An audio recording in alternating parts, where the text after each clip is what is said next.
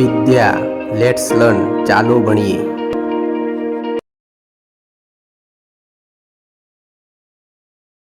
નમસ્કાર. ધોરણ 6 વિજ્ઞાન એકમ 2 વસ્તુઓના જૂથ બનાવવા.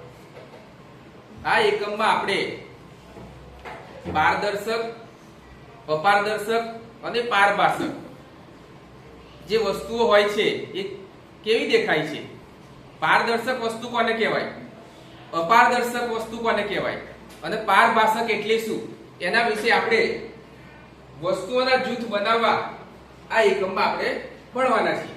પ્રવૃત્તિ પણ કરીશું અને આપણે જોઈશું કે પારદર્શક વસ્તુ કેવી છે, અપારદર્શક વસ્તુ કઈ છે અને પારભાષક વસ્તુ કઈ છે.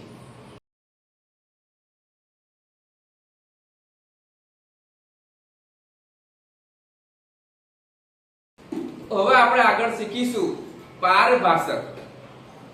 પારભાષકની અંદર આપણે એકાદ દૂધિયો કાગળ છે, સફેદ દૂધિયો કાગળ, આમ કરીને જોઈએ તો કશું આમ ધૂધરું દેખાશે, થોડું પ્રકાશ જેવું. તમે જુઓ એ થોડુંક આમ એવું દેખાશે, કશું દેખાતું નહીં.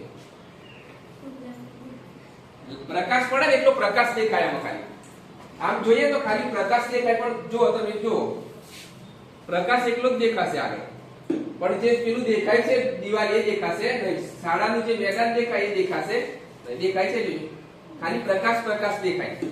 તો આવું જે દેખાય ધૂધળું દેખાય એને કહેવાય પારભાષક. અહીંયા આપણે લખ્યું છે પારભાષક. જો અહીંયા મેં દૂધિયો કાચ લીધો છે, તો આ કાચની અંદર બી તમે આમ જોવો ને તો ધૂધળું પ્રકાશ દેખાય, પણ સ્પષ્ટ દેખાય ના કાગળ શું છે, તો આ દૂધિયો કાચ કહેવાય. આને કેવો કાચ કહેવાય? દૂધિયો કાચ. એનાથી આપણને સ્પષ્ટ દેખાશે નહીં, ધૂધળું દેખાશે, પ્રકાશ દેખાય, થોડો પ્રકાશ દેખાય, પણ જે વસ્તુ હોય કાચ વચ્ચે આવી ગયા પછી સામે જે વસ્તુ હોય એ આપણને સ્પષ્ટ દેખાય નહીં. આ વસ્તુઓ છે એમાંથી તમારે પારભાષક વસ્તુ મને કહેવાની. પારભાષક કઈ વસ્તુ છે આમાંથી જોઈ કહો મને, કઈ છે? આ દૂધિયો કાગળ છે, કેવો કહેવાય? પારભાષક. ધૂધળું દેખાય. કેવું દેખાય? ધૂધળું, પણ શું દેખાય? પ્રકાશ જ દેખાય, સામે જે વસ્તુ છે ચોક્કસ સ્પષ્ટ દેખાય નહીં. કેવું દેખાય? પ્રકાશ ધૂધળું દેખાય ના, બરાબર ના દેખાય, ધૂધળું દેખાય. તો આ દૂધિયો કાગળ છે એ એક પારભાષક છે. બીજું આમાં શું છે એવું પારભાષક હોય એવું? જો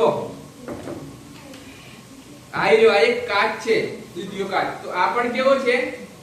પારભાષક. કેવો કહેવાય? પારભાષક. ઓકે, બરાબર.